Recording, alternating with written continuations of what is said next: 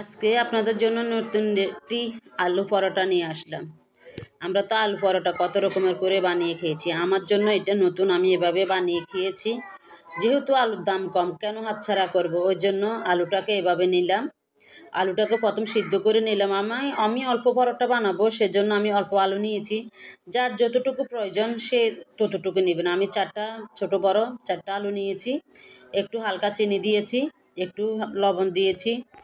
দিয়ে আলুগুলোকে সুন্দর করে এগুলোকে যেন কোনো আঁশ না থাকে সেভাবে করে সুন্দর করে এগুলোকে মথে ফেলতে হবে। চিনিটা এটা সুন্দর করে আমি মথে ফেললাম। এখন এখানে আস্তে আস্তে করে একটু ময়দা আটা আপনারা যেটাই খান সেটাই দিবেন। দিয়ে অল্প অল্প করে এগুলোর মাখাতে থাকবেন, মানে যতটুকু হয় অতটুকু দিতে থাকবেন। মানে যেভাবে আপনি পরোটার আটা করেন ওভাবেই করতে হবে। এভাবে করতে করতে যখন দেখবেন যে এগুলা শেষ পর্যন্ত এগুলো মধ্যে মধ্যে এমন সফট হবে, মানে এটা বলার বাইরে। আপনি এই পরোটাটা এমনিও খেতে পারবেন।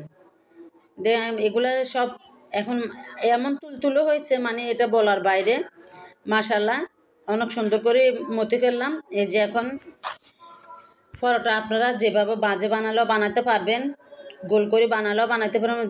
আবার এটা কিছু মনে করবেন না যে আটাতের থেকে আমি কিছু পালাইছি, মানে আটাতে একটু ছোকলা রয়ে গেছে আলুর, ওটা ফেলে দিলাম।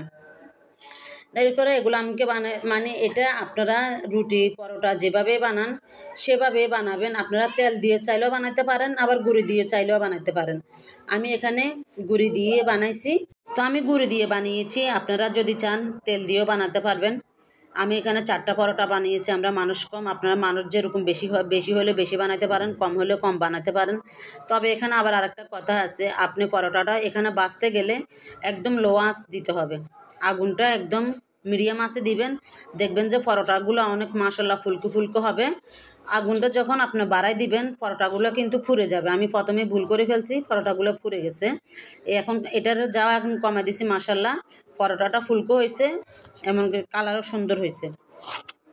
তবে আপনারা যেভাবে চান এভাবে পরোটাটা খেতে পারবেন। মাংস দিয়েও খেতে পারেন, ডিম দিয়েও খেতে পারেন, এমনিতেও খেতে পারেন। আমি হালকা একটু সবজি দিয়ে খাইছি, যে মাশাল্লাহ আমার থেকে অনেক স্বাদ লাগছে।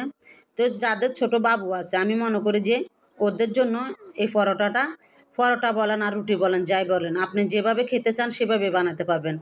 আমি রুটিও বানাইছি, পরোটাও বানাইছি। আমার ছোট একটা পাগলি আছে, আপনারা সবাই জানেন যারা আমার ভিডিও দেখেন। তো ও এমনিতেই খাইছে। আমরা 2 মা ছেলে এই সবজিটা দিয়ে খেয়েছি। মাশাল্লাহ, অনেক স্বাদ লাগছে। এবার এমনিও খাওয়া যায়, সবজি হলেও চলে, না হলেও চলে। আর গরুর মাংস হলে তো কথাই নেই।